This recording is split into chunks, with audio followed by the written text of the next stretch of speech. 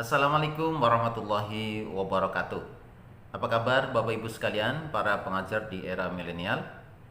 Soal ujian esai itu tidak seperti ujian pilihan ganda. Kalau ujian pilihan ganda sebagaimana kita telah bahas di tutorial yang lalu, begitu mahasiswa mengerjakan maka nilainya otomatis akan keluar, ya, tidak perlu kita mengoreksi.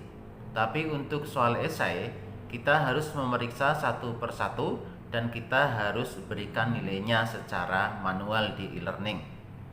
Nah, oleh karena itu pada video kali ini saya akan memberikan tutorial bagaimana cara memeriksa, ya, kemudian memberikan nilai di dalam soal ujian esai. Oke, langsung saja kita simak tutorialnya berikut ini.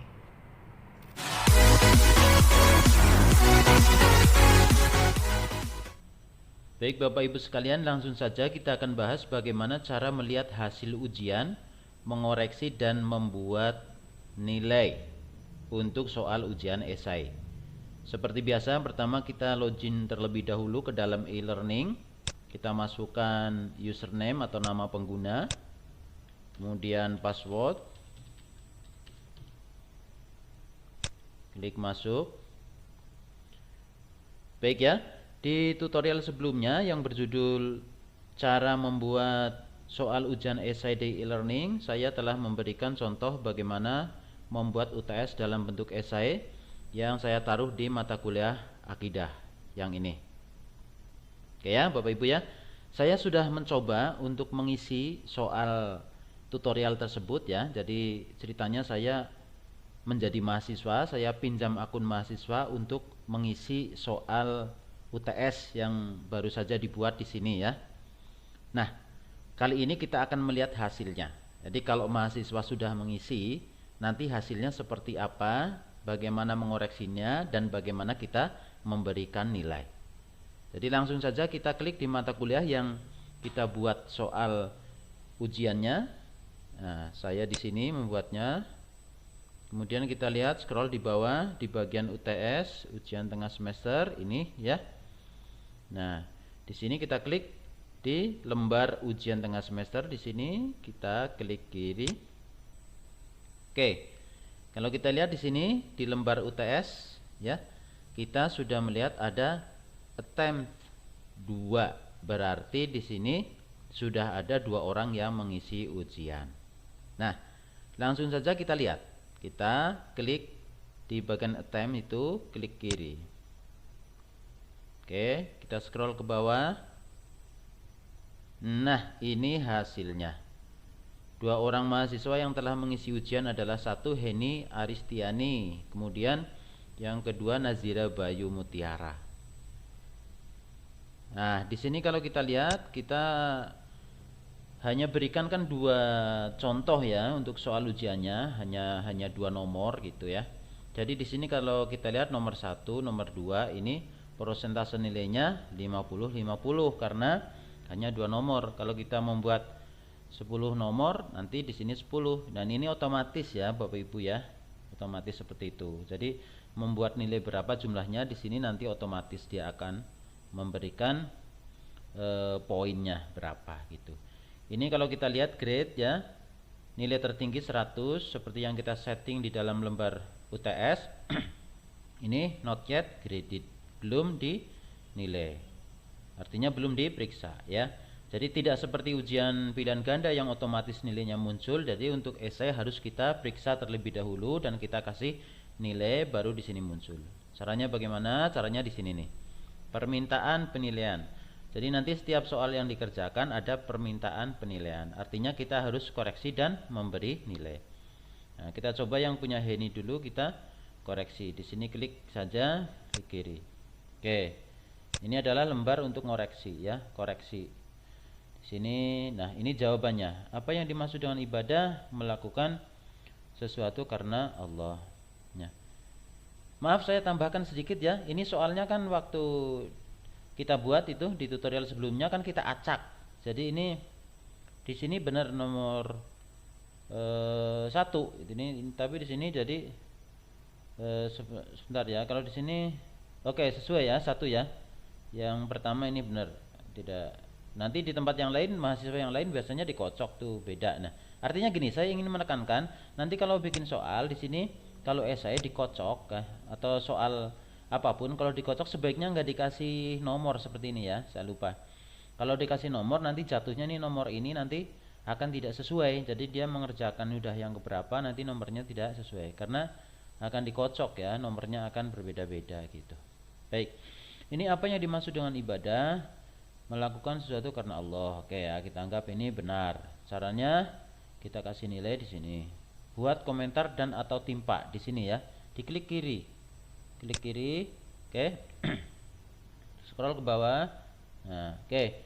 Ini komentar kalau perlu, kalau enggak usah gitu ya. Kemudian dikasih ini tandai. Tandai disinilah nilainya. Nah, nilai maksimal adalah 1. Ya, perhatikan ya Bapak Ibu ya, ini kode ya. Jadi nanti otomatis nilainya akan keluar. Jadi nilai maksimal selalu 1 itu. Ini sudah rumus gitu ya.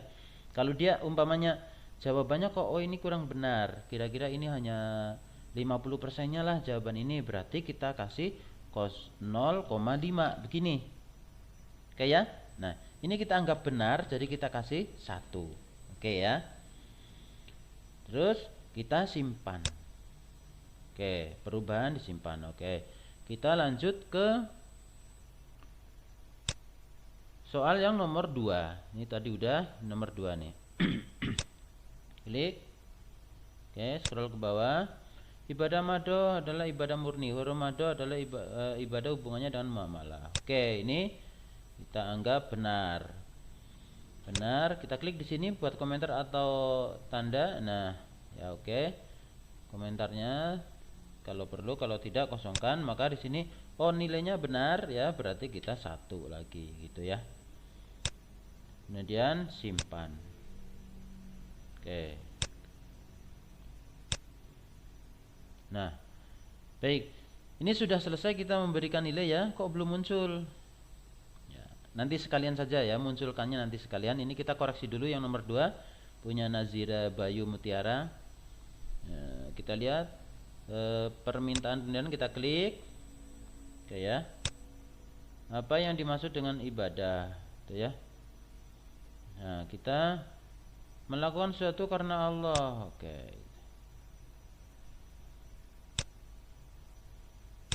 Nah, tadi yang pertama kan itu sudah benar-benar semua ya. Ini kita coba misalnya kita kasih nilai ini tidak benar. Misalnya oh kurang umpamanya ya.